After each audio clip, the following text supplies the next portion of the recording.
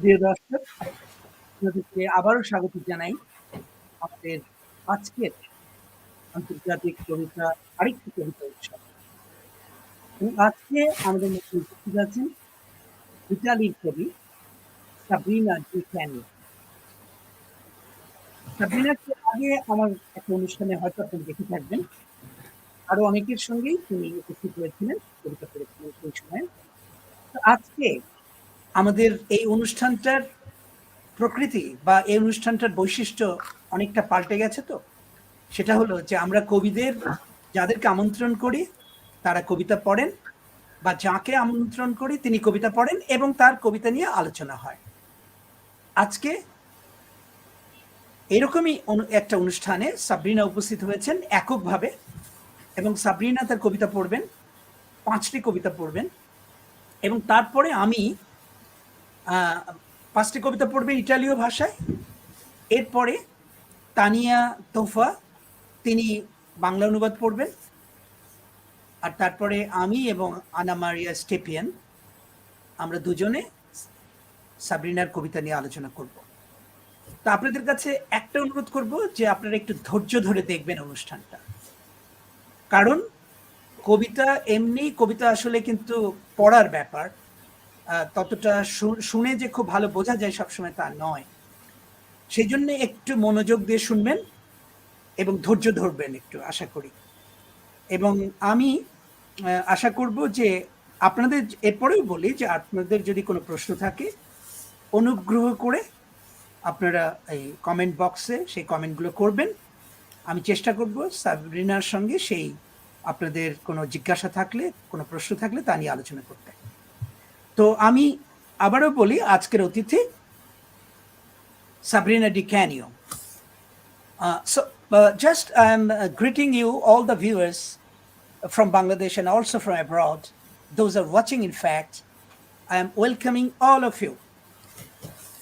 The first, what I need to say that Sabrina will read her 5 poems, and Tania Tohfa will follow with the Bangla translation.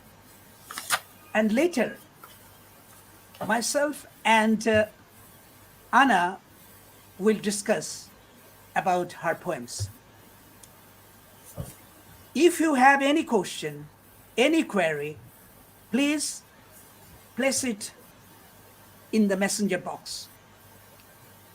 We will try to discuss about your questions or anything if you want to know. We can discuss, including Sabrina.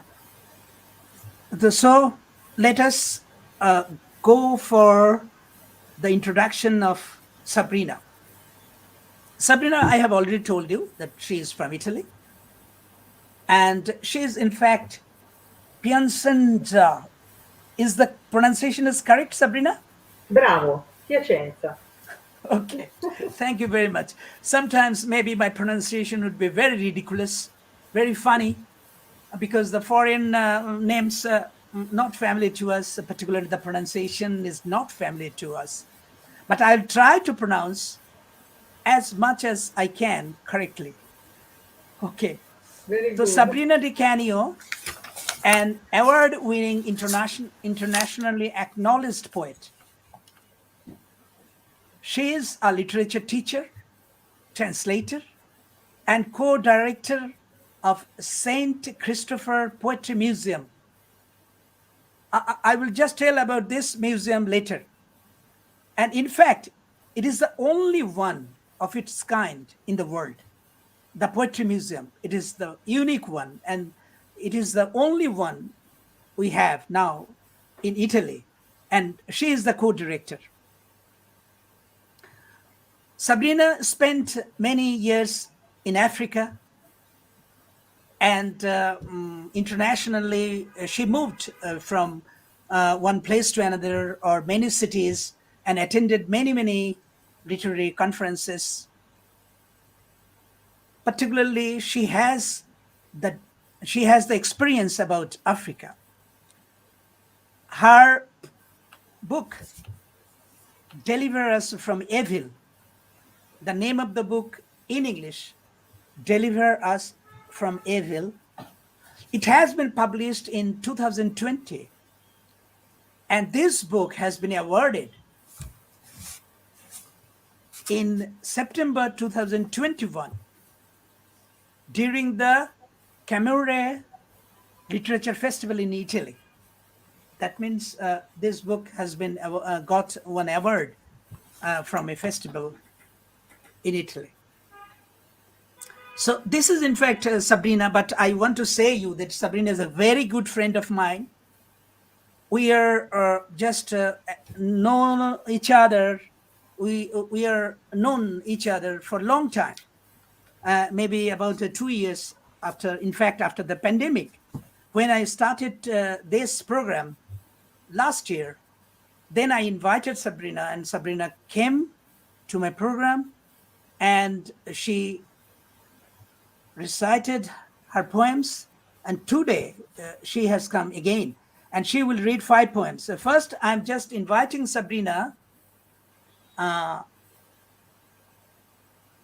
Okay, you just read your poems, Sabrina. Welcome you again, and please Thank you, read your Masud. poems. Okay. I will read the first one, Servo e padrone. Di chi è il mondo? Di chi è quell'altipiano?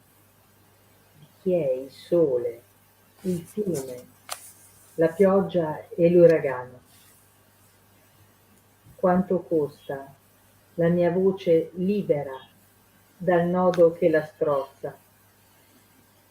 La testa morde la coda con espressione indemoniata, se l'agguanta, la ritorce con furore, non riconosce lo stesso cuore.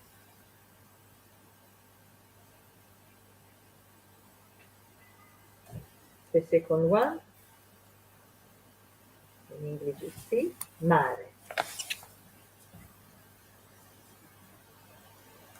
Fiero baluardo al cemento delle megalopoli, carezza infinita allo sguardo il mare. Si arrotola, si srotola, si innalza e si assottiglia, ventre in movimento, frusta che non macchia. Placidi i fondali invece, pesci in ogni dove, asciani scintillano lucciole a miliardi in una distesa elettrica nel solco del sole e della luna. Sotto la coperta, infinito blu, verde, azzurro, nero. Il cielo si slaccia, scivola ai miei piedi come una sottoveste di seta. Mi immergo, fluttuo, galleggio, scendo. Il movimento nel tempo si dilata. Stelle si sfilano come bulloni male avvitati, affondano nel fragore del mare. Sono mare, siamo mare, enfasi di spuma lucida come acciaio. Fuori, ruvida è la notte. And now, So Sabrina, in fact, Sabrina is reading 3 poems. She has Yes. already read 2, and now third The one third. she's going to read. Yes, yes, please. the third is Po River Delta. L'Italia del grande fiume al termine del viaggio, dove il canneto punzecchia il cielo, sta ferma in un abbraccio dolce e salato, gravità senza peso, tempo illeso che non scorre. Cormorani mostrano il petto, asciugano le ali, cigni spinti dal flusso con la prole, lanano gabbiani, falchi di palude, disegnano l'orizzonte gazzette e ironici nerini, traiettorie di nutrie frettolose attraversano le sponde, volano cefali d'argento, galleggio sull'onda stanca, sulla bella barca bianca. È un nastro da regalo attorno a un bel pacchetto, poiché dentro non si vede. Pensieri sull'acqua che si spalda sul ciglio del mistero.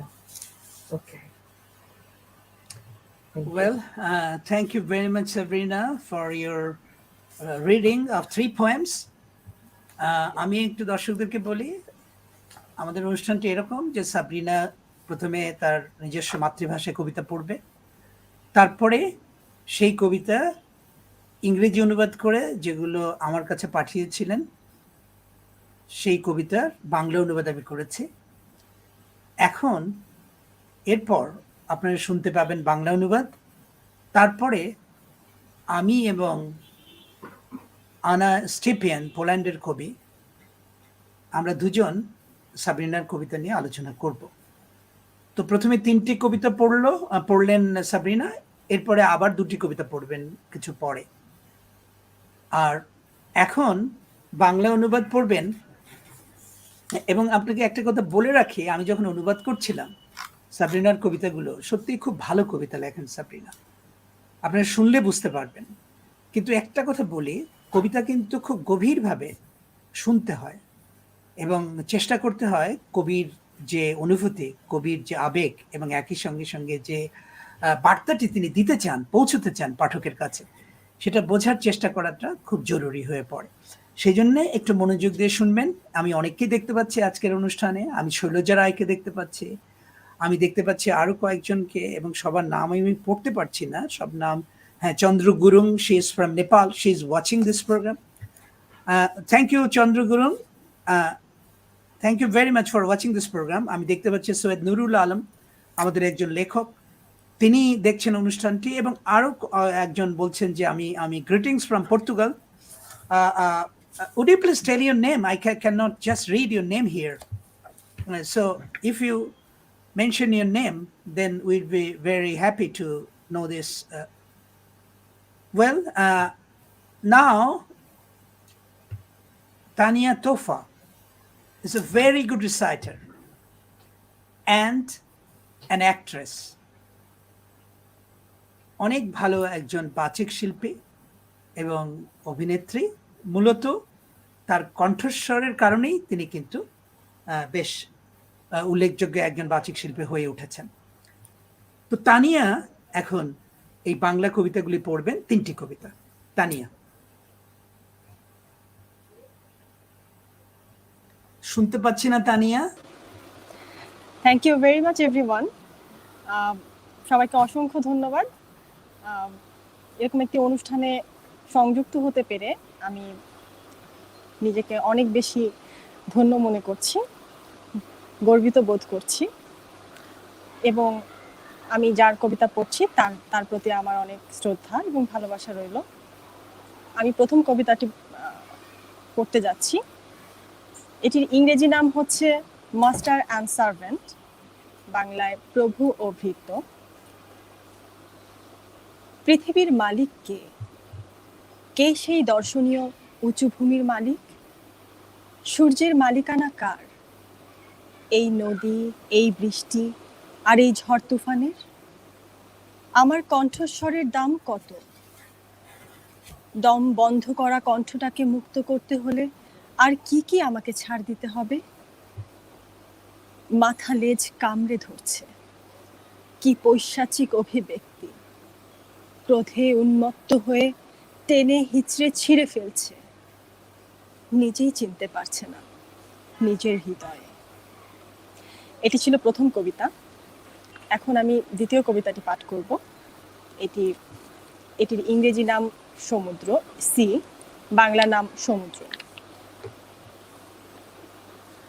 উদ্ধত দেয়াল বিশাল বিশাল নগরীকে concrete গিলে ফেলছে, অথচ কি যে প্রশান্তি আনে চোখে সমুদ্র। ওঠে ঢেউ, বয়ে চলে স্রোত, কখনো স্ফীত, কখনো শান্ত, গতির গর্ভে ধরে রাখে, বেড়ে ওঠে, চাবুক যেমন কোনো চিহ্ন রাখে না। কত শান্ত সমুদ্র তট, সর্বত্র মাছ, জলের অতলে সাঁতরায়, কোটি কোটি অগ্নিশিখা জ্বলজ্বল করে, সূর্য আর চাঁদের কোলে বৈদ্যুতিক বিস্তার। চাদরে মোড়া আকাশ, অসীম নীল, সবুজ, হালকা নীল, কালো। আকাশ শৃঙ্খলহীন, সিল্কের পোশাকের মতো আমার পায়ের কাছে গড়িয়ে নামে। আমি ঝাঁপিয়ে পড়ি, আমি ভাসি, আমি চড়ি, আমি নিচে যাই, সময়ের সাথে সাথে বয়ে বাড়ে আমার গতি। নক্ষত্র খসে পড়ে, বেশ খারাপভাবে বল্টুর সঙ্গে সেটে থাকা স্ক্রু খসে পড়ার মতো। নক্ষত্ররা খসে পড়ে, সমুদ্রের অসীম গর্জনে ডুবে যায়। আমি তো সমুদ্র, আমরাই সমুদ্র। ফেনায় ফেনায় নাচি, স্পাতের মতো ঝকঝকে, বাইরে কর্কশ রাত। আমি এখন তৃতীয় কবিতাটি পড়তে যাচ্ছি। এটির ইংরেজি নাম পো রিভার ডেল্টা, বাংলা নাম পো নদীর বদ্বীপে। ইতালির চমৎকার একটি নদী ভ্রমণ শেষে, যেখানে খাগড়ার ডগাগুলো আকাশ ছুঁয়েছে, থামো, আলিঙ্গন করো, মিষ্টি আর লবণ, মাধ্যাকর্ষণ ছাড়া নির্ভার শরীর। সময় অসম্পূর্ণ বলে প্রবাহিত হয় না। বিশাল ডানাওয়ালা পৃথিবীরা তাদের বুক দেখায়, বিশাল ডানাওয়ালা পাখিরা তাদের বুক দেখায়। তাদের ডানাগুলো শুকিয়ে গেছে। রাজহাঁসেরা তাদের ছানাপোনার সঙ্গে জলকেলি করে। সিগাল আর জলাভূমির শিকারী পাখিরা লম্বা গলাওয়ালা রাজহাঁস আর ধূসর ডাহুক দিগন্ত আঁকে। ক্ষিপ্র মৎস্য শিকারী ইঁদুরের বিচরণ পথ নদী তীর পেরোয়। রূপচাঁদা রূপালী মাছ ওড়ে। ক্লান্ত ঢেউয়ের মাঝে সুন্দর একটা সাদা নৌকোয় আমি ভাসি। এ যে উপহার পাওয়া কোনো ফিতে, যত্ন করে বানানো সুদৃশ্য কোনো প্যাকেটকে ঘিরে ধরেছে। এই প্যাকেটের ভিতরে কি আছে দেখতে পাচ্ছি না। ভাবনারা ভেসে চলে ঝলসানো জলের উপর দিয়ে, রহস্যের দিকে ভেসে চলে। এরই সাথে সাথে আমার 3টি কবিতা পাঠ শেষ হলো। অনেক অনেক ধন্যবাদ তানিয়া। তানিয়া চমৎকার পড়লেন 3টি কবিতা, প্রথম 3টি কবিতা, যেটা সাবরিনা পড়েছেন ইতালীয় ভাষায়, তানিয়া পড়লো বাংলা ভাষায়। এবার আমি প্রথমে আলোচনাটার সূচনা করি এই কবিতাগুলোর বৈশিষ্ট্য নিয়ে। কবিতাগুলো কেমন, কীরকম লিখেছেন সেটা একটু আপনাদেরকে বলি। কারণ অনেক সময় আপনারা শুনেছেন ঠিকই, কিন্তু ঠিক ঠিক না পড়লে শোনা থেকে খুব ভালো বোঝা যায় না। তো আমি তবু চেষ্টা করছি যে সেই জন্যই চেষ্টা করছি যে এই কবিতাগুলো কেমন সেটা একটু আপনাদেরকে বলতে। ধরুন প্রথম কবিতাটি, সার্ভেন্ট, মাস্টার অ্যান্ড সার্ভেন্ট। কবিতাটার ইংরেজি অনুবাদ হলো মাস্টার অ্যান্ড সার্ভেন্ট। আমরা যাকে বলি, খুব সহজ ভাষায় বলি, প্রভু ও ভৃত্য। এই কবিতাটি তিনি শুরু করছেন আসলে এই প্রভু এবং ভৃত্যর যে ডাইকোটমি, বা প্রভু এবং ভৃত্যর মধ্যে যে এক ধরনের দ্বান্দ্বিক ব্যাপার থাকে, সাংঘর্ষিক ব্যাপার থাকে, এবং সেই সাংঘর্ষিক ব্যাপারটা যে প্রায় সব ক্ষেত্রেই থাকে, সেইটাই কিন্তু সাবরিনা তুলে ধরতে চেয়েছেন। এরা তো প্রতিদ্বন্দ্বী, বা ভৃত্য প্রভুর উপর নির্ভরশীল, প্রভু ভৃত্যের উপর নির্ভরশীল, কিন্তু তাদের সম্পর্কটা বিপরীতমুখী, সহজ নয়। এবং সারা পৃথিবী জুড়েই এই যে বিপরীতমুখী শক্তি বা বিপরীতমুখী যে জীবনযাপনের ভেতর দিয়ে আমরা চলেছে, সেটাই হচ্ছে এই কবিতার বিষয়। কিন্তু কিভাবে বলছেন? সাবরিনা বলছেন পৃথিবীর মালিক কে। এই যে পৃথিবীর মালিক কে, এই কথা বলার সঙ্গে সঙ্গেই কিন্তু আমরা বুঝতে পারি যে পৃথিবীর মালিক তো সবাই। তাহলে প্রভু এবং ভৃত্যের সম্পর্ক থাকে কি করে? প্রভু এবং ভৃত্য কোথায় থাকে? প্রভু এবং ভৃত্য বলে তো কিছু থাকতে পারে না। তারপরে বলছেন কে সেই দর্শনীয় উঁচু ভূমির মালিক, মানে খুব সুন্দর একটা ল্যান্ড, সুন্দর একটা জায়গা, তার মালিক কে? এরপরেই প্রশ্ন করছেন, বলছেন সূর্যের মালিকানা কার? এই নদী, এই বৃষ্টি আর এই ঝড় তুফানের কে মালিক? এই প্রশ্ন করছেন। তার মানে বুঝে দেখুন, আসলে পৃথিবীটা কিন্তু আমাদের সবার। পৃথিবীটা শুধু যে ভৃত্য আর প্রভু দিয়ে বিভক্ত তা নয়। পৃথিবীটা কিন্তু আধিপত্যবাদী শক্তি এবং অধস্তন শক্তি বা অধস্তন মানুষ বা শ্রেণী তার দ্বারাই বিভক্ত নয়। আসলে সবারই মূল্য আছে, গুরুত্ব আছে। এখানে কে ভৃত্য, কে প্রভু, কে নির্ধারণ করবে? কারণ পৃথিবীর যা কিছু সুন্দর, আমরা যা কিছু উত্তরাধিকার হিসেবে পেয়েছি, সবই তো আমাদের মানব জাতির। কাজে প্রভুত্বের সম্পর্ক কে নির্ণয় করবে? সেই জন্য পরের পংক্তিতে লিখছেন, আমার কণ্ঠস্বরের দাম কত? মানে প্রত্যেকেরই তো নিজস্ব কিছু বলার থাকে, সেই কণ্ঠস্বরের তো একটা গুরুত্ব আছে, সেটাই বলছেন। দম বন্ধ করা কণ্ঠটাকে মুক্ত করতে হলে আর কি কি আমাকে ছাড় দিতে হবে? অর্থাৎ এইখানে কিন্তু দেখা যাচ্ছে কবি ভৃত্যের ভূমিকায় থেকে ভাবতে চেষ্টা করছেন যে ভৃত্যের কণ্ঠটাকে কখনো কখনো চেপে রাখা হয় এবং দম বন্ধ করা অবস্থা তৈরি হয় তার ভেতরে। তো তার জন্য আর কতটা ছাড় দিতে হবে? অর্থাৎ আমরা যে কথা বলতে চাই, সে কথা বলতে তো সবসময় পারি না। তারপরে বলছেন মাথা লেজ কামড়ে ধরছে। আরেকটা ছবি আঁকছেন যে মাথা লেজ কামড়ে ধরছে। দেখুন কি একেবারেই, এটা কিন্তু প্রায় অসম্ভব ব্যাপার, একেবারে অসম্ভব নয় যে সমস্ত প্রাণীর লেজ বড়। তারপরে বলছেন যে এটা একটা পৈশাচিক ব্যাপার।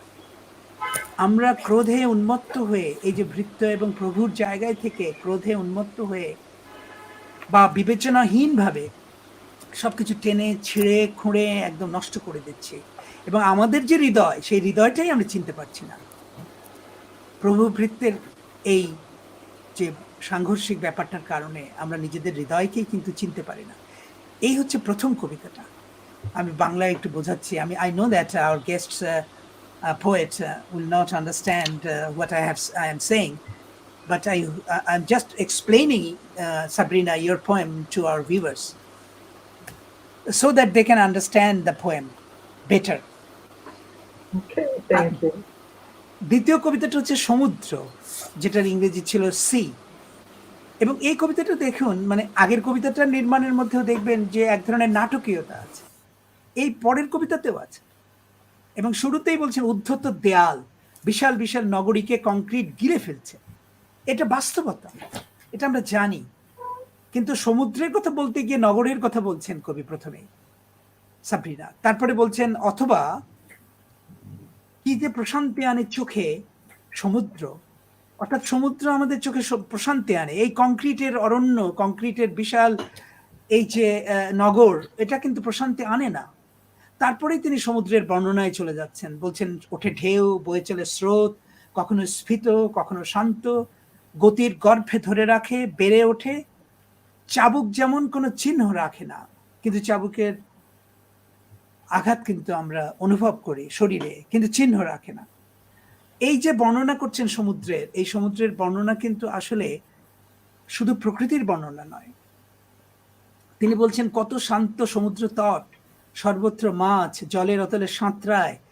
এবং এইটা বলতে বলতে তিনি বলছেন যে চাদরে মোড়া আকাশ, আরো বর্ণনা দিচ্ছেন, খুব সুন্দর বর্ণনা। চাদরে মোড়া আকাশ, এই চাদরটা কিসের? অসীম নীল, সবুজ, হালকা নীল, কালো। তারপরে বলছেন যে আমার পায়ের কাছে গড়িয়ে নামে সিল্কের পোশাকের মতো এই আকাশ। অর্থাৎ এই যে হালকা নীল, সবুজ, কালো, এইসব রঙের পোশাক যেন নেমে আসছে আকাশ থেকে, বা আকাশটাই যেন এইসব পোশাক, এইরকম পোশাক, এই রঙে, এইরকম রঙের পোশাক। তারপর বলছেন আমি ঝাঁপিয়ে পড়ি, ইংরেজিতে ছিল ডাইভ। ডাইভ মানে সমুদ্রে ঝাঁপিয়ে পড়ার কথা বলছেন, যে আমি ঝাঁপিয়ে পড়ি, আমি ভাসি, আমি চড়ি, আমি নিচে যাই, সময়ের সাথে সাথে বাড়ে আমার গতি। অর্থাৎ এই যে একাত্মতা সমুদ্রের সঙ্গে, সেটা কিন্তু তিনি অনুভব করছেন এবং সেইখানে কিন্তু তার অস্তিত্বকে খুঁজে পাচ্ছেন যখন এইসব কথা বলছেন। যখন বলছেন নক্ষত্র খসে পড়ে, এই কবিতাতে এরপরে বলছেন, এবং নক্ষত্ররা খসে পড়ে সমুদ্রের অসীম গর্জনে ডুবে যায়, আমি তো সমুদ্র, আমরাই সমুদ্র, আমি ফেনায় ফেনায় নাচি কিন্তু বাইরে কর্কশ রাত। এই যে দেখুন, কবিরা কিন্তু শেষ পর্যন্ত তার একটা বলবার কথা থাকে, এবং সেই কথাটাকেই কিন্তু তিনি বলবার জন্য আগে যা কিছু সব বলেন।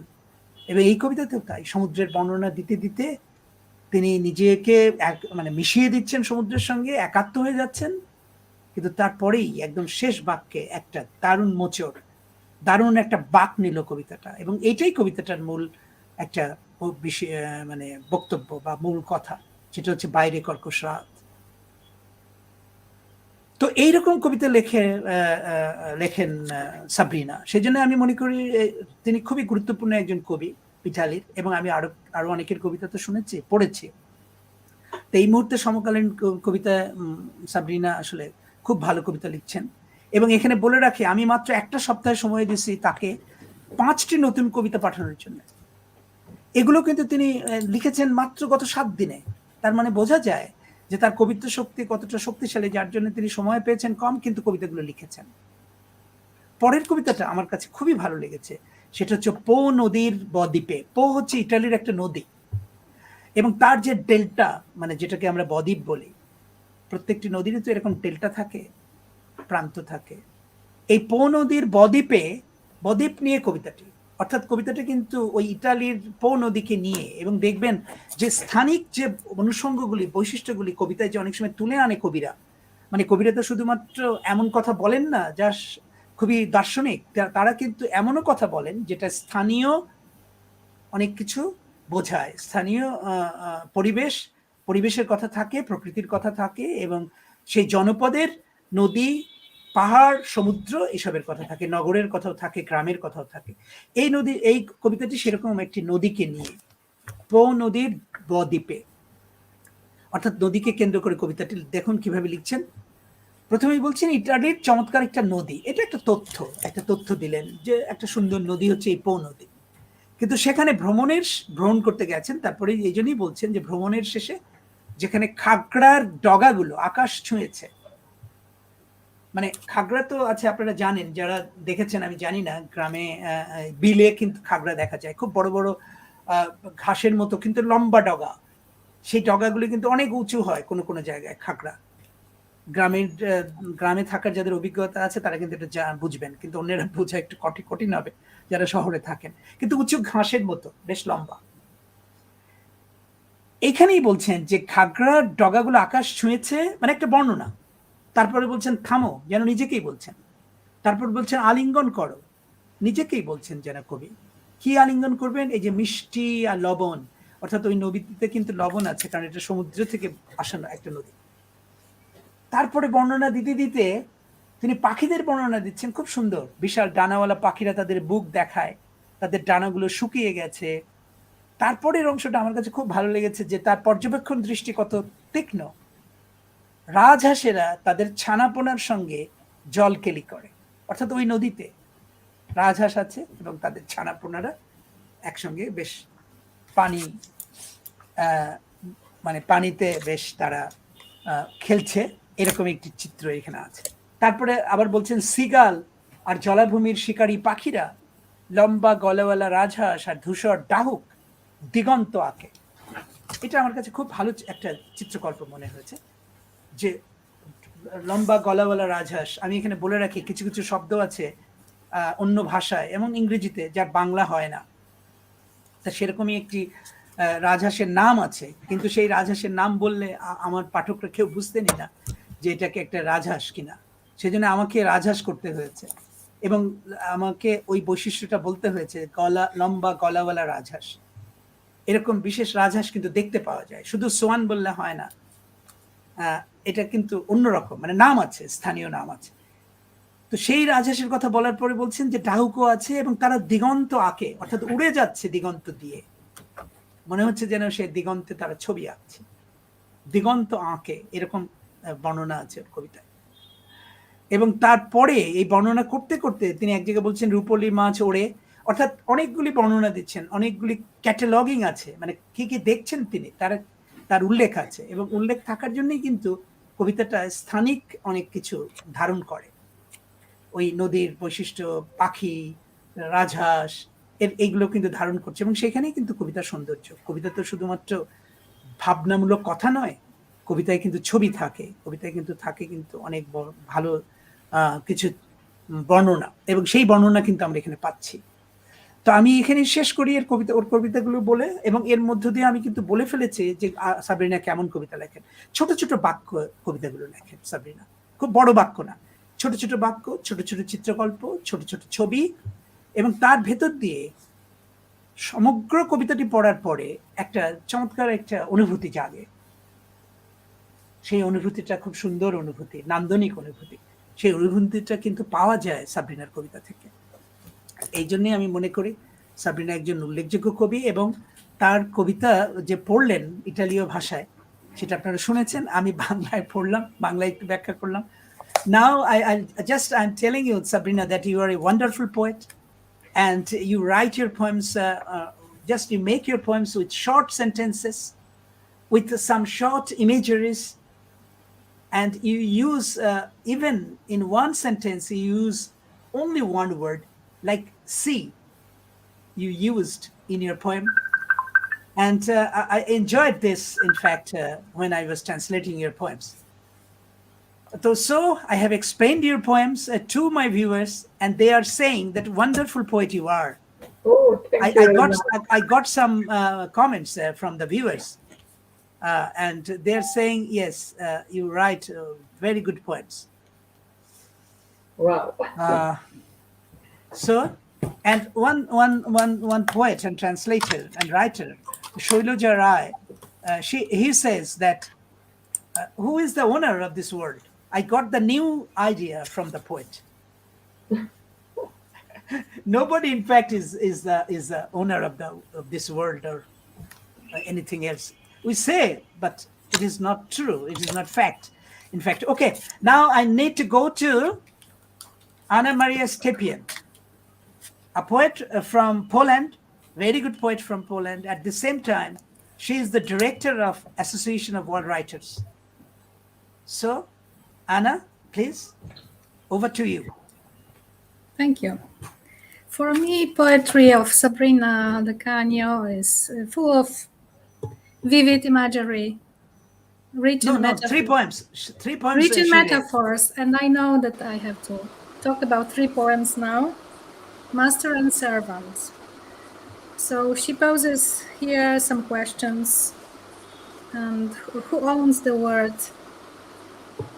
The highland, the sea, the hurricane, the sun, referring to the mankind, Manush, I think. So Oh, you know the Bangla word, Manush, mankind. Manush, mankind. I know this Okay. word. And Yes. who can yes, we may think we are the she doesn't say that she's referring to mankind, but this is what I think. And we sometimes may think that we are the owners of the world, but at the same time we are rather like servants. And in the second part of the poem, we have some image of a Ouroboros, of a snake eating its own tail, eating its own tail. So it's something about life cycles, changes in life.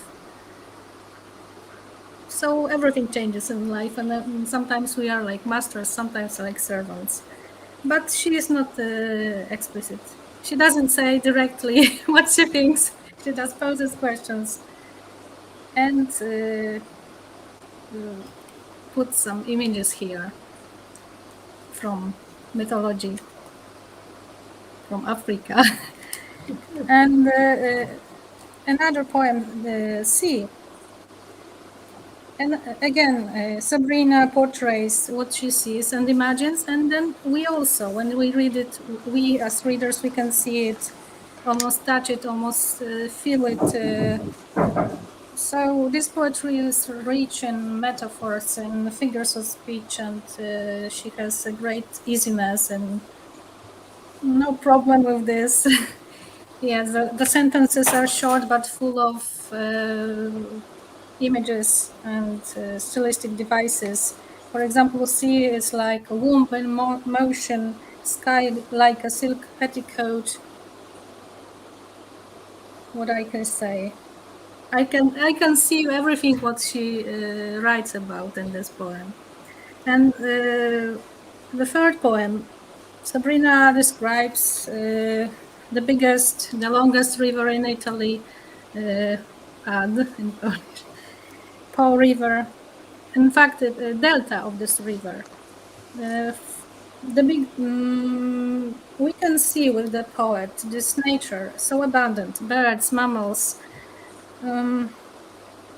everything beautiful around, but the river is like a background, and the person in the poem is on the river in a boat and thinking. The thoughts are floating with the water, and not everything is can be seen.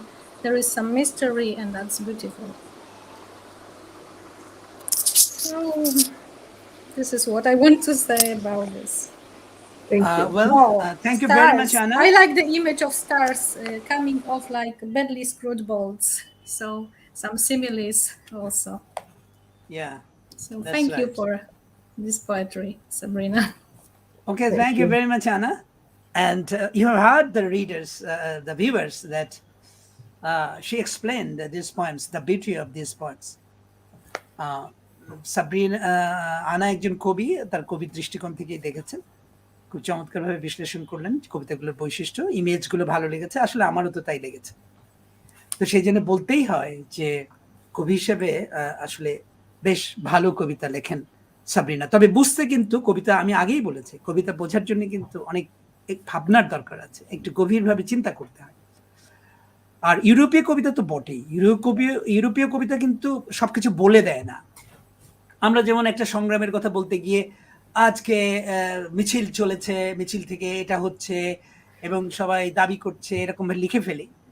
ইউরোপীয় কবিতা কিন্তু তা নয়। ইউরোপীয় কবিতাতে অনেক কিছু বলা হয় না, কম বলার ভেতর দিয়ে বেশি বলার চেষ্টা, অর্থাৎ খুবই প্রিসাইজ কিছু কিছু ছবি থাকে এবং তার ভেতর দিয়ে কিন্তু তারা তাদের কথাগুলি বলতে চেষ্টা করেন। অর্থাৎ আমি যেটা বলতে যাচ্ছি, তারা কম কথা বললে বেশি কথা বলার চেষ্টা করেন এইভাবে প্রতীকের মাধ্যমে, চিত্রকল্পের মাধ্যমে এবং বর্ণনার মাধ্যমে। কিন্তু বর্ণনাগুলো আমাদের মতো অবিরল বর্ণনা নয়, যে বর্ণনা দিয়ে যাচ্ছেন তো যাচ্ছেনই, কোথাও থামছেন না, একটা ভাব নিয়ে দীর্ঘ কবিতা এটা লেখেন না ওরা, এবং সাবরিনার মধ্যেও সেটা দেখছি। এবং ইটালীয় কবিতা আপনারা জানেন, উন্মাত্ত, উঙ্গারীয়, এমনকি আরো অনেকে, মানে আমার কাছে, আমি আপনাদেরকে দেখাতে পারি যে ইটালীয় কবিতার আমার কাছে একটা মানে অ্যান্থোলজি আছে। আমি প্রত্যেকের, মানে যারা famous poets, I have read their poems from that anthology, the Italian poetry, anthology of Italian poetry. And it has been published from the Oxford University Press. It's a huge book. So I know about some poets, and you know that they have many Nobel Prize winner in poetry. তো Italy কিন্তু একটা সমৃদ্ধ কবিতার দেশ।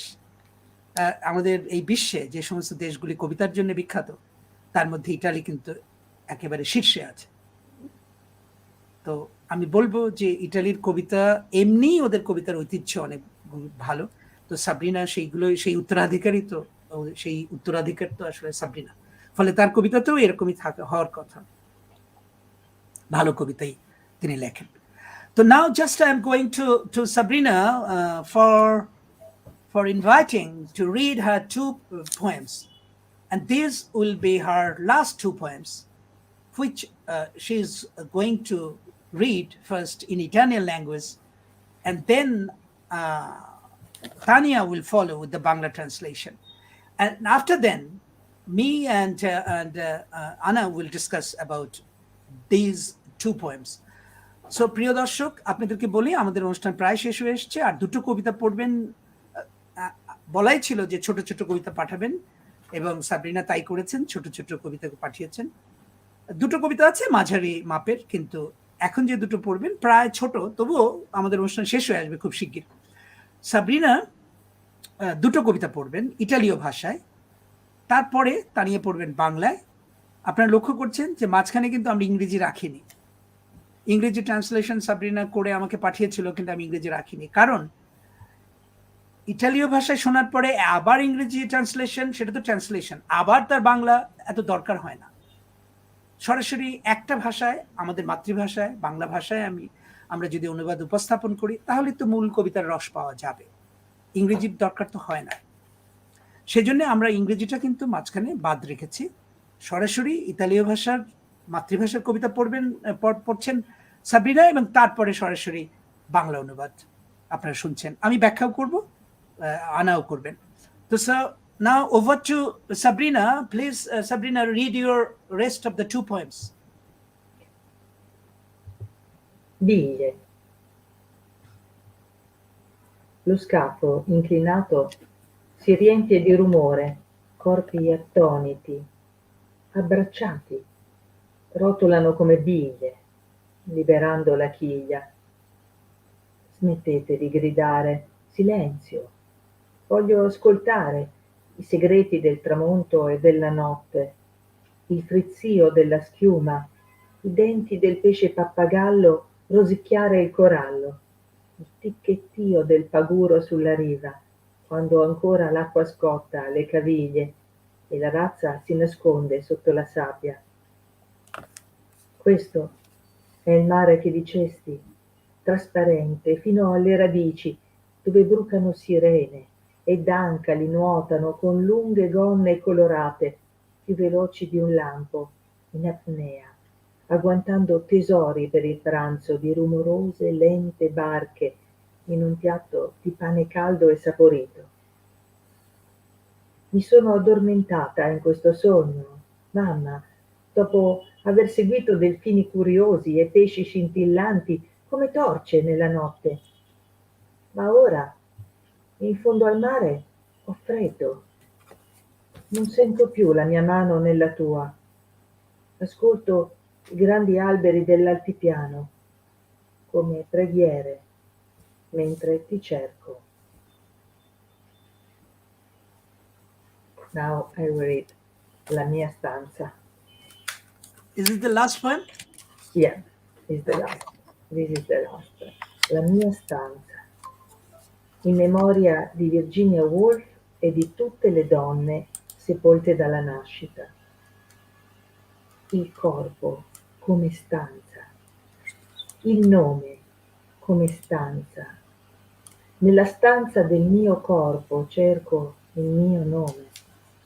Troppo silenzio, rumore intorno, parole afone di madri e di sorelle, incollate alle pareti come a carta moschicida, sigillate nel freddo delle urne, strozzate in gola, trattenute alle radici. 500 ghinee per una stanza per il corpo, una stanza per il nome, una stanza per me sola, per slacciare sul mio foglio le parole, dall'anonimo rimbalzo delle sorti, dal giogo del passato, il cuore in tasca. Grazie. Thank you. Well, thank you very much, Sabrina. And now just I want to announce that the next Sunday, we will have another wonderful poet from Peru. And he is Carlos. His full name is Carlos Hugo Garrido Shalan. I couldn't pronounce well so far, I think. আমি বাংলায় আমার দর্শকদেরকে বলি, আগামী রবিবারে আমাদের অনুষ্ঠানে আসবেন একজন খুবই বিখ্যাত কবি। কি অর্থে বিখ্যাত আমি বলবো। তিনি পেরুর কবি কার্লোস হুগো, বেশ লম্বা নাম ওর, সেই জন্যে আমি বলছি একটু থেমে থেমে, Carlos Hugo Garrito Shalan. I don't know the pronunciation is okay or not.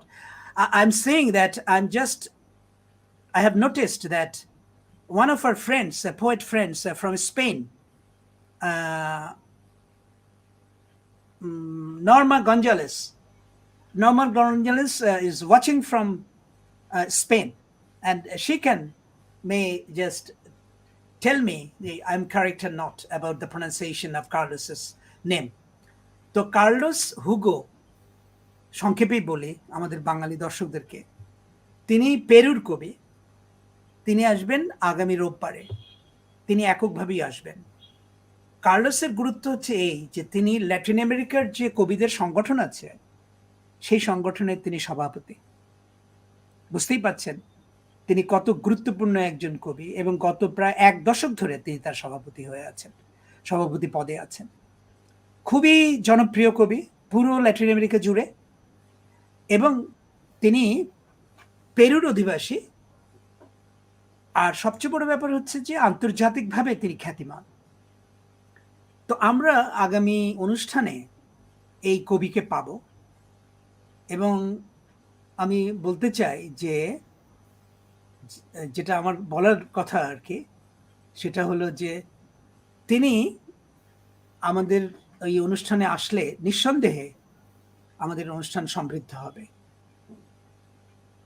তো আপনাদেরকে সেই অনুষ্ঠান দেখার আমন্ত্রণ জানাই। বিশেষ করে ল্যাটিন আমেরিকার একজন শীর্ষ কবিকে আমরা পাবো। সেই অনুষ্ঠানে আপনাদেরকে এখনই আমন্ত্রণ জানিয়ে রাখছি, আগামী রবিবারে এই সময়ে 9টায়। তো এবার আমি সাবরিনার 2টো কবিতা সম্পর্কে খুব সংক্ষেপে বলবো, কারণ আগে অনেক বৈশিষ্ট্যের কথা আমি বলেছি, ওর কবিতার বৈশিষ্ট্যের কথা বলেছি, যে ছোট ছোট বাক্য, চমৎকার কিছু চিত্রকল্প, এবং স্থানীয় যে সমস্ত টপোগ্রাফি, এবং একই সঙ্গে সঙ্গে স্থানীয় যে সমস্ত অনুষঙ্গ আছে, জিনিস আছে স্থানীয়, সেটা নদীকে কেন্দ্র করে হোক কিংবা সমুদ্রকে কেন্দ্র করে হোক, এই সমস্ত বিষয় কিন্তু বেশ চমৎকার তার কবিতা উঠে আসে। এবং তার একটা দার্শনিকতাও আছে তার কবিতায়, বলবার কথাও আছে বেশ, কিন্তু বলেন খুব নিচু স্বরে, মানে মনে হয় যেন খুব আলতো করে কবিতার মধ্যে সেটা ঢুকিয়ে দেন তার বলবার কথাটা, খুব উচ্চকিত নয়, খুব উচ্চকিত হয়ে, যেমন আমাদের কিন্তু কবিতার মধ্যে, বাংলা কবিতায় একটা উচ্চকিত ব্যাপার আছে, হয়তো আমাদের স্বভাবের কারণেই।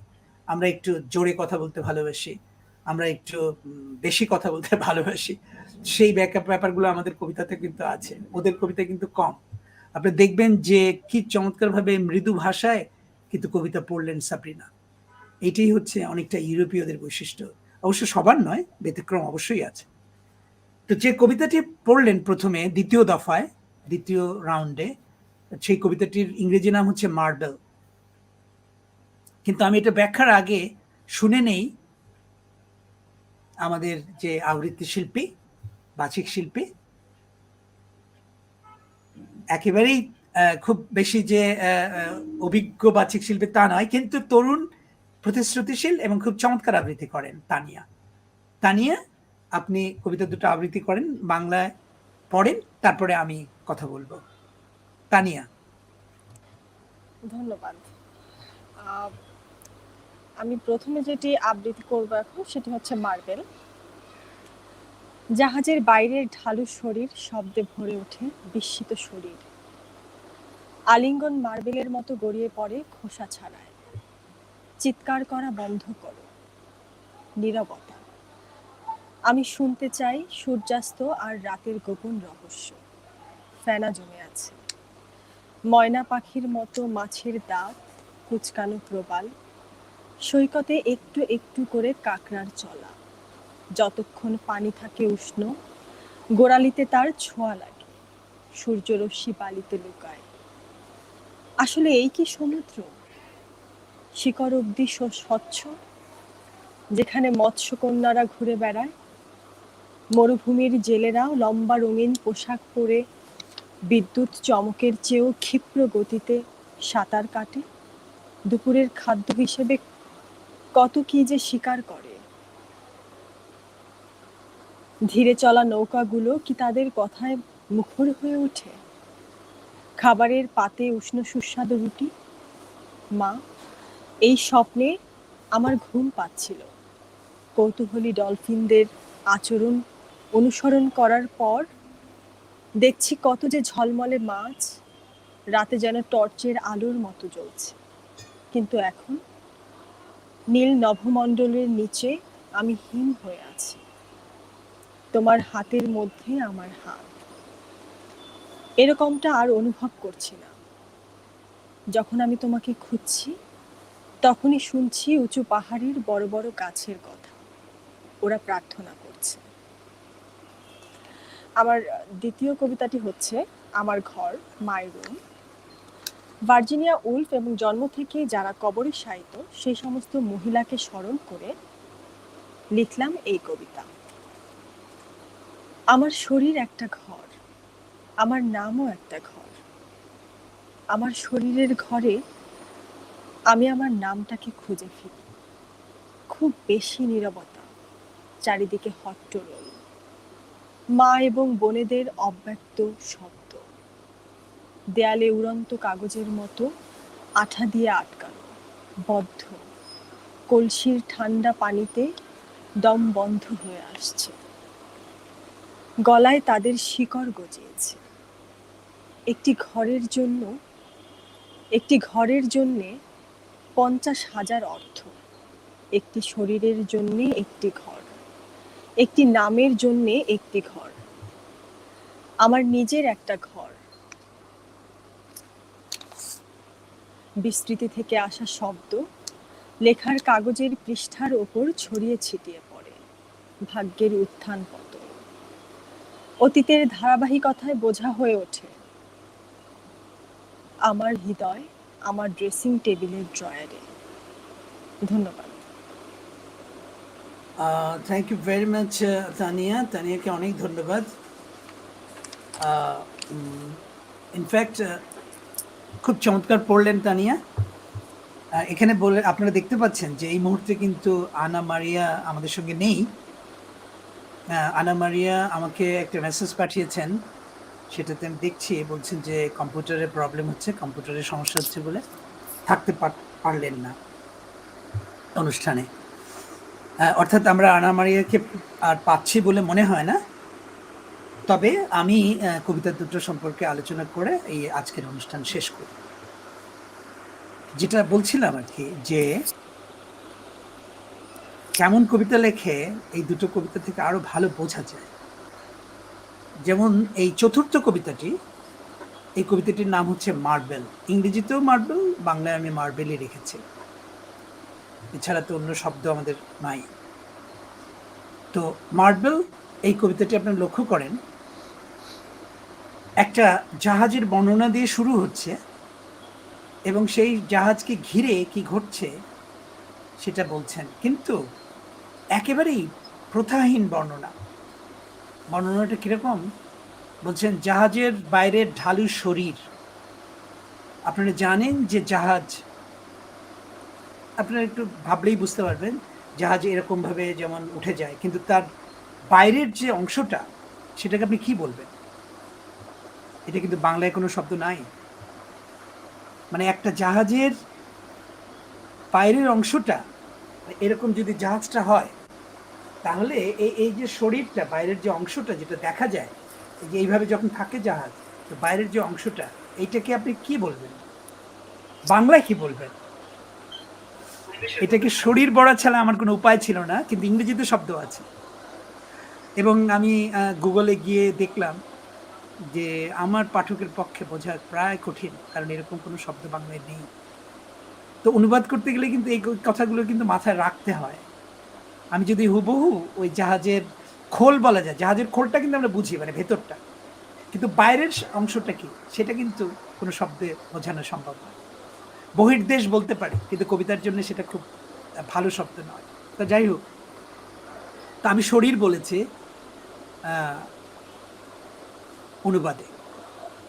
জাহাজের বাইরের ঢালু শরীর শব্দে ভরে ওঠে, বিস্মিত শরীর আলিঙ্গন মার্বেলের মতো গড়িয়ে পড়ে, খোসা ছাড়ায়।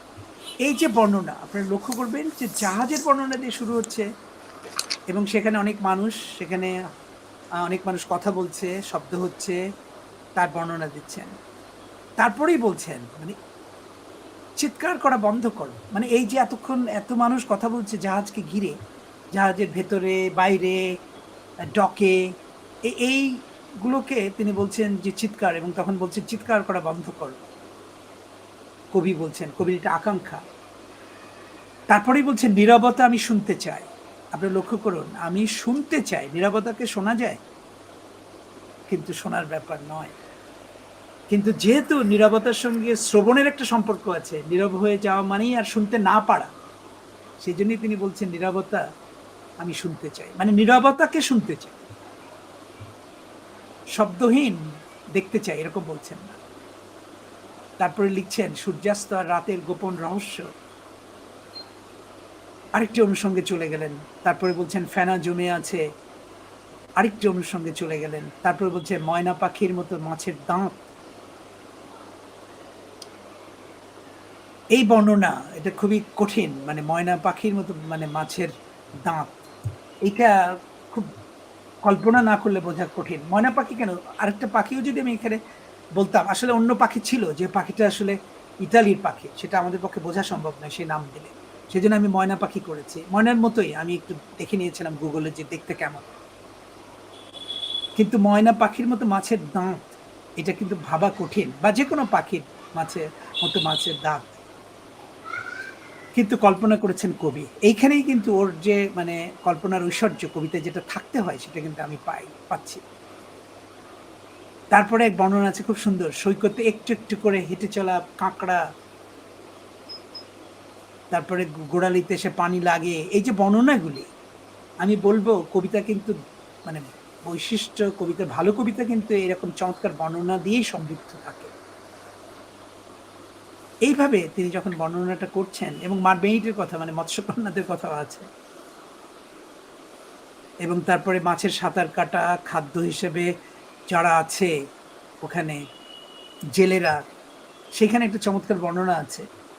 সেখানে বলছেন যে খাবারের পাতে, তাদের খাবারের পাতে উষ্ণ সুস্বাদু রুটি নাকি অন্য কিছু আছে।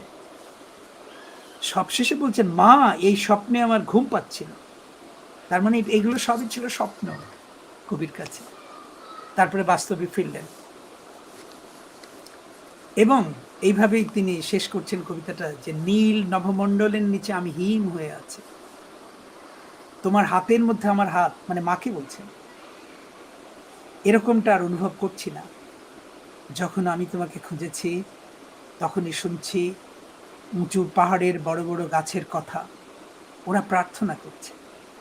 এই যে দেখুন কোথায় এসে শেষ করলেন, এই সমুদ্রের বর্ণনা, এই এত কিছু, তারপরে শেষের দিকে এসে তিনি কোথায় চলে এলেন, তার কবিতাটা কত গভীর হয়ে উঠল। যখন আমি তোমাকে খুঁজছি মানে মাকে, তখনই শুনছি উঁচু পাহাড়ের বড় বড় গাছের কথা, গাছেরা কথা বলছে, এটা তিনি ভাবছেন কবি, কিন্তু কথা কি, সেটা হচ্ছে প্রার্থনা করছে। এই যে কবিতা মানে আমাদেরকে একটা অনেক অলিক কিন্তু সুন্দর জগতে নিয়ে যান যে কবিরা, তারাই তো আসলে ভালো কবি, বড় কবি। এই লক্ষণ কিন্তু সাবরিনার মধ্যে আছে। এবার শেষ কবিতাটার ব্যাখ্যাটা করে আমি শেষ করব। শেষ কবিতাটার নাম হচ্ছে আমার ঘর, ইংরেজিতে হলো মাই রুম। আপনারা জানেন যে ভার্জিনিয়া উলফের একটা বই আছে, তার নিজের ঘর নিয়ে একটা গ্রন্থ আছে, এবং সেই ঘরটা কার, একজন লেখকের। ভার্জিনিয়া উলফ ওই গ্রন্থে বলছেন যে লেখকের, বিশেষ করে নারী লেখকের, লেখকের নয় নারী লেখকের কোনো ঘর থাকে না, তাদের কোনো ঘর দেয়া হয় না। অন্যেরা সব ঘর ব্যবহার করে, অন্যেরা সব কিছু ব্যবহার করে, নারীর লেখার ঘর থাকে না, নিজস্ব একান্ত ঘর থাকে না লেখা।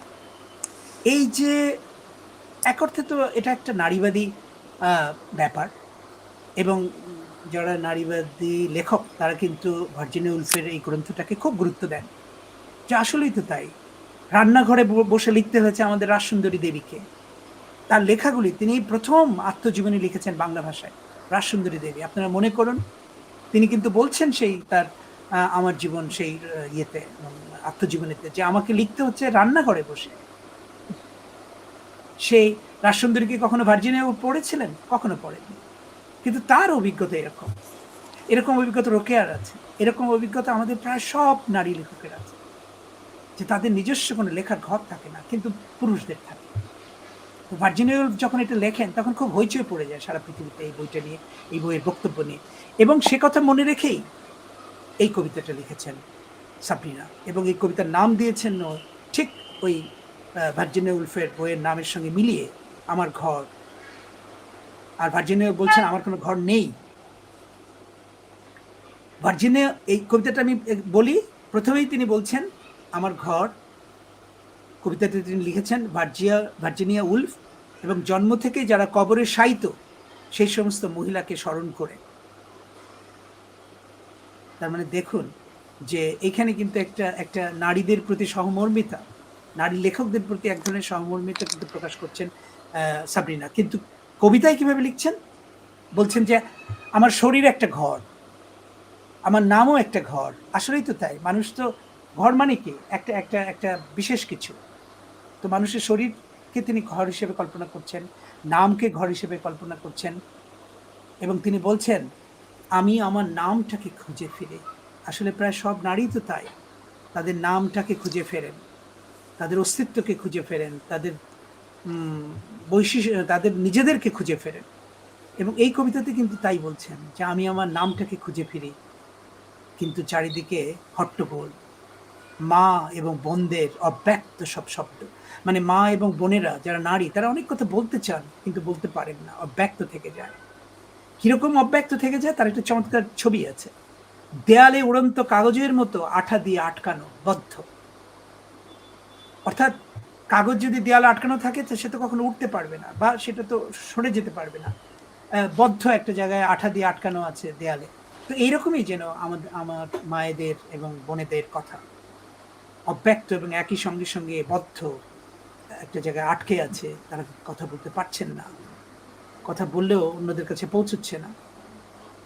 তারপরেই দেখবেন যে সাবিনা বলছেন যে দম বন্ধ হয়ে আসছে গলায়, তাদের শিকড় গজিয়েছে। মানে এই যে দম বন্ধ হয়ে আসা, এটাকে তিনি শিকড় গজানো বলছেন গলায়। এই ভাবনাটাও কিন্তু অভিনব।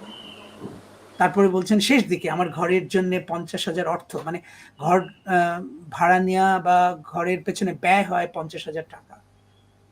এখানে ও লিখেছিল 10 গিনি। তো গিনি তো আসলে বোঝানো কঠিন আমাদের ভাষায়, আসলে টাকা তো অর্থ। তো বলছেন যে এই অর্থ দিয়ে এই ঘরটা পাওয়া গেছে। আমার শরীরের জন্য একটি ঘর, একটি নামের জন্য একটি ঘর, আমার নিজের একটা ঘর। বিস্মৃতি থেকে আসা শব্দ লেখার কাগজের পৃষ্ঠার উপর ছড়িয়ে পড়ে। মানে একজন নারী লেখক, তার কি ঘটে, তিনি লিখতে চান, কিন্তু শেষ দিকে এখানে এসে বলছেন যে আমি অনেক শব্দকে জড়ো করতে চাই, কিন্তু দেখা যায় যে কাগজের উপরে যেখানে লিখবো সেই কাগজের উপরে ছড়িয়ে ছিটিয়ে আছে। এবং তারপরে বলছেন ভাগ্যের উত্থান পতন এভাবেই ঘটে, আর অতীতের ধারাবাহিকতা বোঝা হয়ে ওঠে। অতীতের ধারাবাহিকতা মানে কি? এই যে পুরুষতন্ত্র যা এখনো চলছে, এই ধারাবাহিকতায় নারীর জীবন বিপন্ন। এবং শেষ বাক্যটি লিখছেন আমার হৃদয় আমার ড্রেসিং টেবিলের ও ড্রয়ারে। এটা অন্যভাবেও তিনি লিখেছেন, বলেছেন যে আমার হৃদয় আমার পকেটে। আসলে পকেট বললে তো আমাদের মেয়েদের, নারীদের তো পকেট থাকে না কোনো পোশাকের, সেজন্য আমি এটাকে একটু ঘুরিয়ে করেছি যে ড্রেসিং টেবিলের ড্রয়ারে আমার হৃদয়। তার মানে কোথাও একটা বদ্ধ হয়ে আছে ঘরের মধ্যে। আমি এইভাবে অনুবাদটা করেছি। তো এইখানে দেখুন এই কবিতাটি খুবই ভালো একটি কবিতা। It's a wonderful poem, the last poem Sabrina. It is you have just remind the আমি দুজনকে হারিয়েছিলাম, আবার পাচ্ছি। We can remind about Virginia Woolf, the great novelist, British novelist, and she wrote a book on her own room.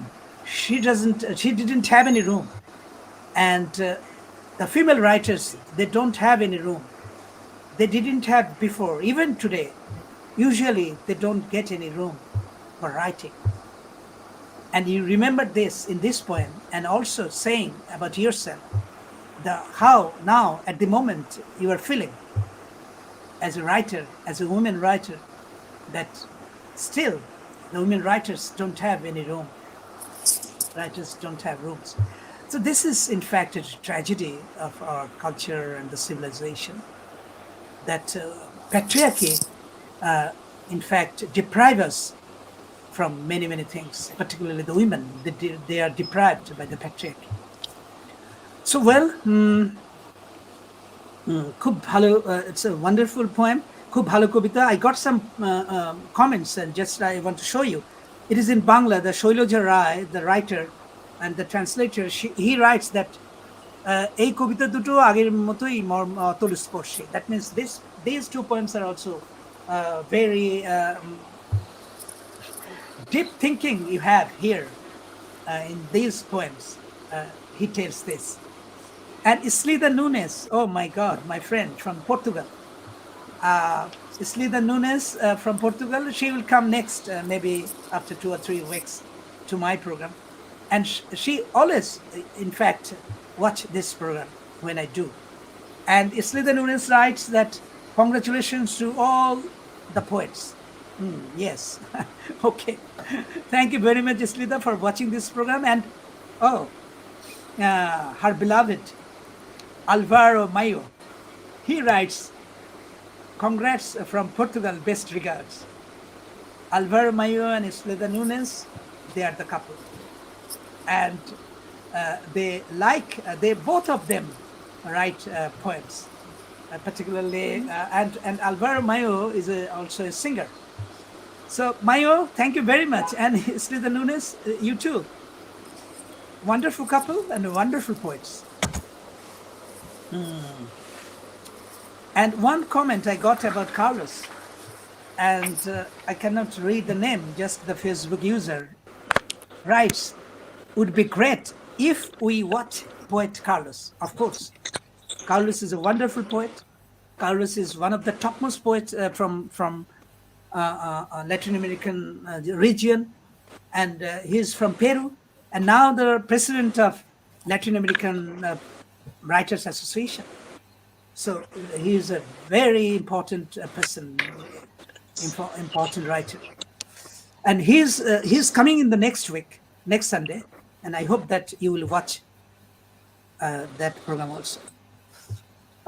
Okay, now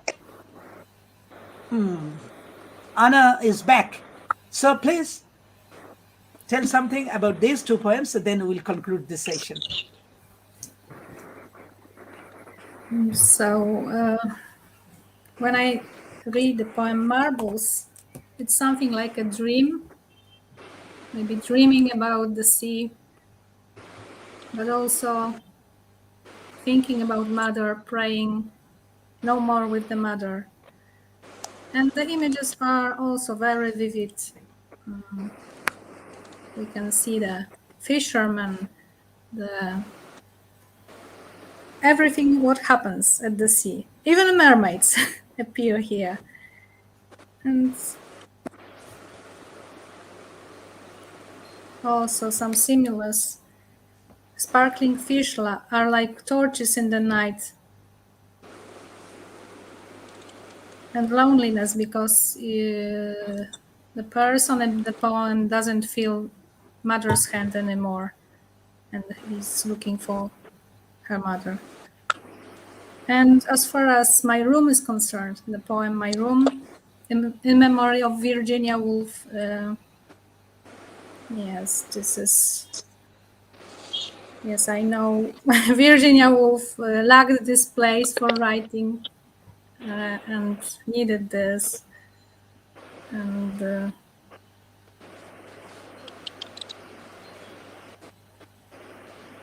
the place for herself to write, to sit, would be a miracle place in which she could write her words, write about her burdens, about what she feels.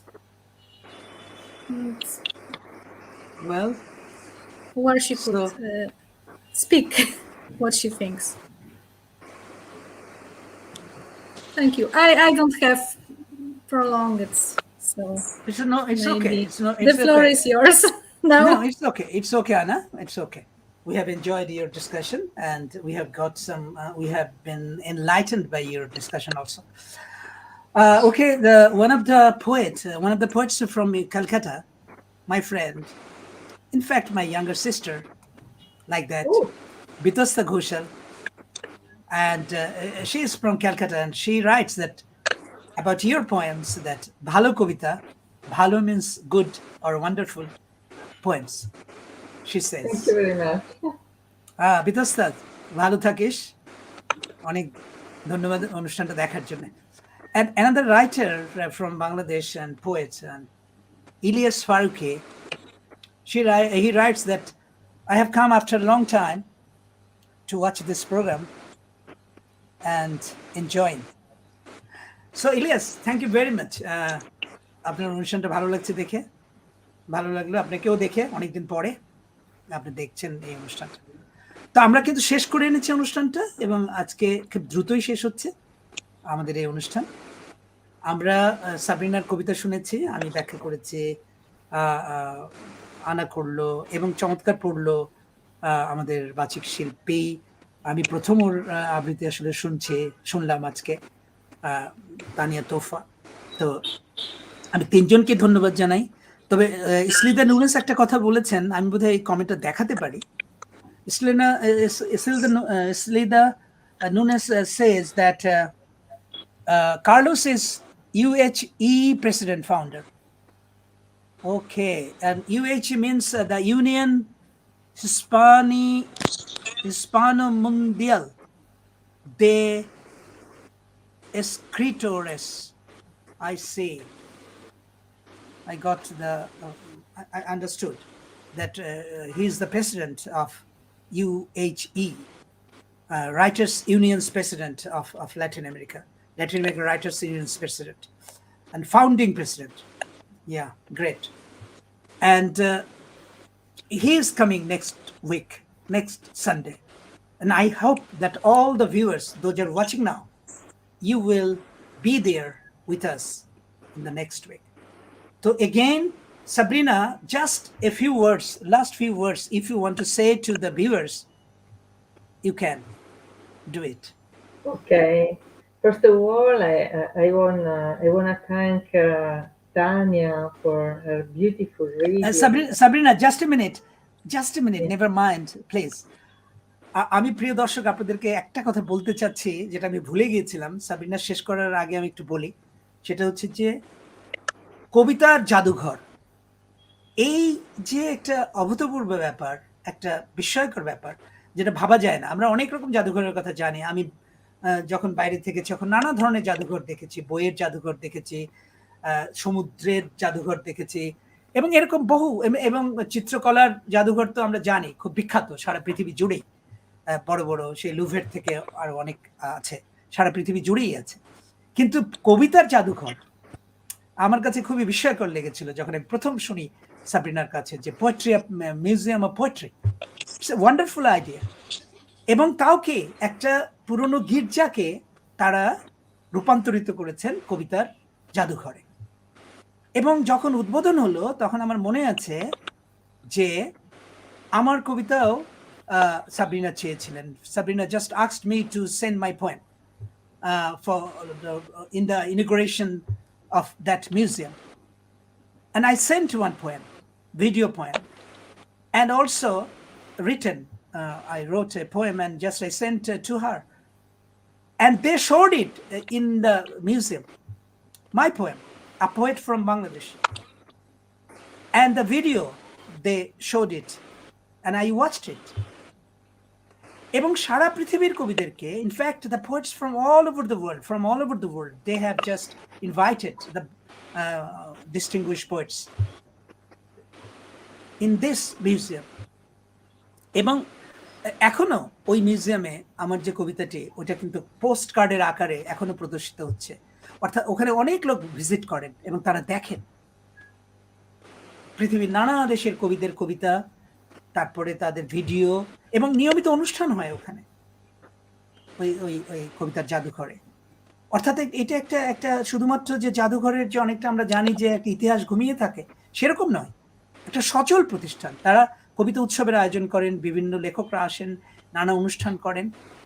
এবং Sabrina, just I want to ask you, what you have the plan in future to with your this museum? Could you please say something, give us some information to our viewers about this museum, which you are going to do next in future? Okay, we are really active because we are doing and we did a lot of things. Almost once or twice a week we have event. We just finished yesterday. I introduced a very important Italian poet, Alessandro Rivalli, but the last week an Hungarian one, Attila Balázs. And a few days before, we organized a very big event with 100 poets from all around the world to celebrate the Divine Comedy of Dante Alighieri. And so the poem could be read in many languages, even in Japanese and Farsi from Iran and European languages. It was a big event and really important because for us, the museum is not only to present poets and to give visibility to the contemporary poetry, but also to create events to promote the friendship, solidarity, and we really believe that poetry can change the world because to write poetry, it's a way of thinking. So I think there is an attitude in going deep, and the chance to share this is. And I hope so that Sabrina, in future, you will invite some poets from Bangladesh yes, and that there could be a close relationship. It would be in future. I hope so. Of course, I invite you all to visit the museum, to follow our activities on Facebook, because we publish in post on my profile, Sabrina De CANIO, or Massimo Silvotti profile, with the founder of the name of the Christopher Poetry Museum in Italian sound like that. Piccolo Museo della Poesia, Chiesa di San Cristoforo. Wonderful, very musical name. Yes, it is, and it's a big honor because it's as you said, the only one in the world at the moment, at least. And it wants to be the house of all the poets of the world. So it's your house, of course. Yes, and I have one day maybe I may also visit your museum one day. I really hope so. I really hope so. All of you. I would like to have all of you at the museum. And I want to thank you because you, Masood, are doing something very important for the poetry, in giving visibility, in promote. It's a great job you are doing in translating. So thank you very much, not only for the invitation, but for all the work you are doing. I also thank you too, and I'm very grateful to you and other Italian poets, and the poets from all over the world, from the other parts of the world, and they just cooperated with me very much. And in future, I hope that the poets, the very distinguished, eminent, and famous poets, those are now living, they will be connected with this program. And next Sunday, even, we are getting one of the great poets from Peru and from Latin America. So thank you very much. So just one sentence. Could you please just say something to our viewers?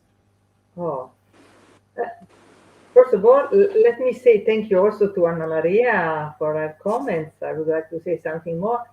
I'm really grateful for all the people who are following us, because poetry needs somebody who is listening, who is watching at us, of course. And I would say this, to finish. You like very much my room, huh? And I want to say this. We live as a woman. We have a room, or we need a room, but also our name is a room. Hmm?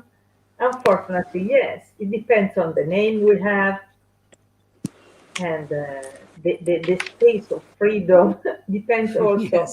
on the name. Also, the name is a room, and Like I, Sabrina's room, Anna's room, like this. yeah, I really believe in social equity, and the Yes. first Social master and equity and servant equality. Yes. contains That is what the I important, think. very The important. animal in the metaphor is the Yes. humanity.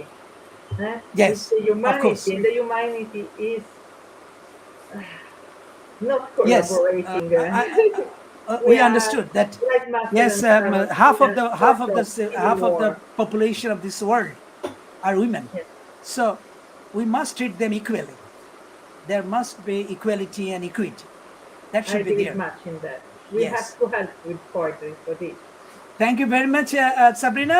আপনারা প্রিয় দর্শকরা আপনারা শুনলেন যে শেষ পর্যন্ত সাবরিনা বললেন যে ওই ঘর কবিতাটা নিয়ে যে আসলে নারীর কোনো ঘর থাকে না, কিন্তু ঘর থাকা দরকার, এবং এই ইকুইটি বা সমতা এবং সমানাধিকার, ইকুইটি অ্যান্ড ইকুয়ালিটি নারী পুরুষের থাকা দরকার।